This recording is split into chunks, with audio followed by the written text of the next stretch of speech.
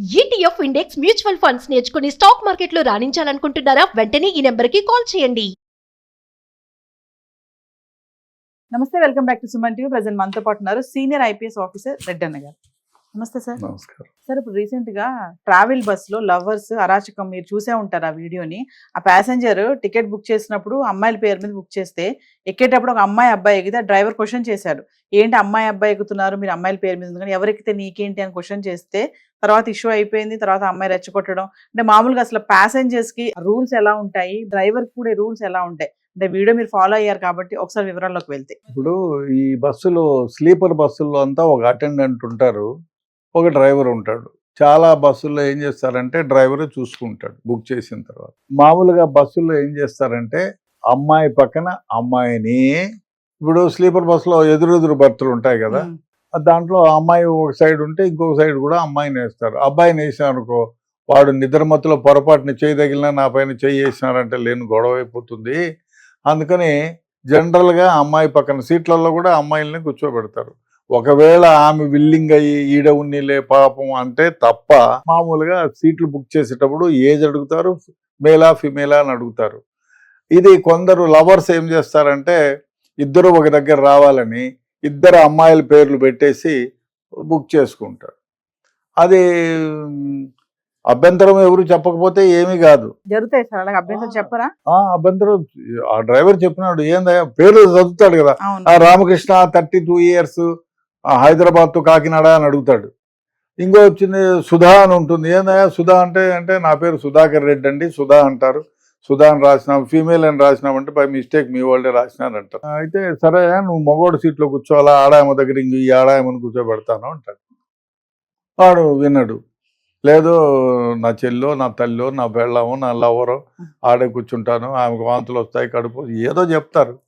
వినరు జనరల్గా, లేదు సార్ వేరే ప్యాసింజర్లకు ఇబ్బంది అవుతుంది మీరు పిచ్చి వ్యవహారాలు చేస్తే అని.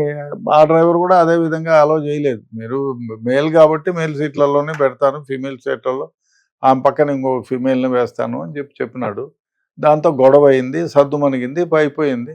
మచిలీపట్నానికి వెళ్ళిపోయింది బండి. వెళ్ళిపోయిన తర్వాత ఉదయాన్నే ఆమె ఎవరైతే ఉందో లేడీ ప్యాసింజరు, ఆమెకి చిరాకు పుట్టింది. ఏంది నేను ఇంత కష్టపడి ఇద్దరం ప్లాన్ చేసుకొని లవర్స్ ఇక్కడ ఎంజాయ్ చేద్దాం, బస్సులో ఎంజాయ్ చేద్దాం అనుకోగానే డ్రైవర్ గారు ఇబ్బంది పెట్టాడు, వాడిని తిట్టు కొట్టు, ఏంది మగాడు కదా అని ఏమని బాగా రెచ్చగొట్టింది. ఏమని ఆ బాయ్ ఫ్రెండ్ రెచ్చిపోయి డూట్ అని వాడిని కాలర్ పట్టుకొని 2 దెబ్బలు వేసినారు.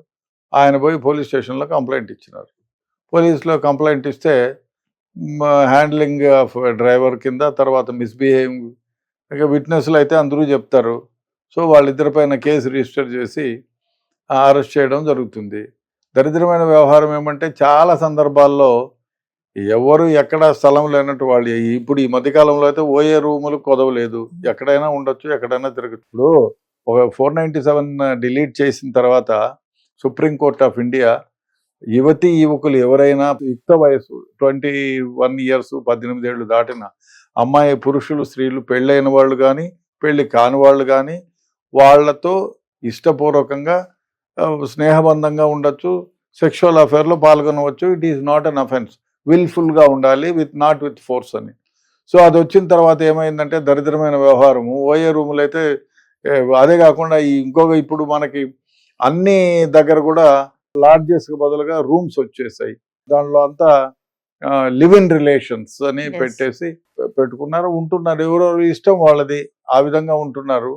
కానీ ఈ వ్యవహారంలో ప్యాసింజర్ 10 మంది ప్యాసింజర్లు ఉండే దగ్గర వీళ్ళు ప్రైవసీని కోరుకొని వాళ్ళు దాన్ని వాళ్ళ బెడ్రూమ్గా మార్చుకోవాలనుకుంటే తప్పది. వాళ్ళు చేసింది ముమ్మాటికి తప్పు. ఎందుకంటే నీ వల్ల 10 మందికి ఇబ్బంది గురవుతుంది, నిద్ర పాడవుతుంది. సో అది చెడ్డ సంస్కారం, మంచిది కాదు. వాళ్ళు చేసింది తప్పు, కానీ జరిగిపోయింది. దిగిన తర్వాత అమ్మాయి ఆ విధంగా పుసుకోవడం నిజంగా దరిద్రం. వాడు పురుగు వస్తే రా నోరు మూసుకొని రా, మనము బయటపడతాం దేశం. ఇప్పుడు ఏమైపోయింది, వాళ్ళిద్దరూ ఎవరికీ తెలియదు, రహస్యంగా ఉన్నారనుకున్నారు. ఆ రహస్యం కాస్త బట్టబయలైంది, వాళ్ళకు కూడా ఇబ్బందికరమైన వ్యవహారం. కాబట్టి యువకులు ఎవరైనా ఇటువంటి వ్యవహారం మామూలుగా యువతకి ఉంటుంది ఉత్సాహం, ఉరకలు వేస్తూ ఉంటుంది, కానీ ఆ ఉత్సాహాన్ని కొంచెం అణుచుకోవాలి. 10 మంది దగ్గరైనా సభ్యత సంస్కారంతో ప్రవర్తించకపోతే ఎందుకు ఈ జీవితం? సో ఏదేమైనా మీకు ఉండొచ్చు, మీ లవరే ఉండొచ్చు, మీకు టైం లేకుండా పోవచ్చు, అది వేరే విషయం. 10 మందిలో చేయలేం కదా ఇటువంటి వ్యవహారాలు. కాబట్టి యువత ఎవరైనా ఇటువంటి దానికి బిహేవ్ చేయడం నిజంగానే తప్పు. ఆ పోలీసులు వాళ్ళపైన కేసు రిజిస్టర్ చేయడం మంచిదే. అంటే ప్యాసింజర్ అడగడం చూడండి సార్, అంటే దబాయి ఇచ్చి చేసిందే తప్పు. ఆ, ఇద్దరు అమ్మాయిల పేరు మీద ఉంటే అమ్మాయి అబ్బాయి ఎక్కుతున్నాను అడిగినప్పుడు ఎవరెక్కితే నీకేంటి అని అడగడం అనేది పెద్ద తప్పు కదా సార్. ఎవరైతే అంటే అది ట్రైన్లో అయితే ఆ మాట అనలేరు కదా, దించేస్తాడు టీటీ. ట్రైన్లో రామకృష్ణ 24 years మేల్ అని ఉంటే వాడు ఆధార్ కార్డు చూస్తాడు. ఆధార్ కార్డు మా తమ్ముడు వాని బదులు నా ఆధార్ కార్డు తీసుకొచ్చినా అంటే ఐఎమ్ సారీ అని దించేస్తారు కదా.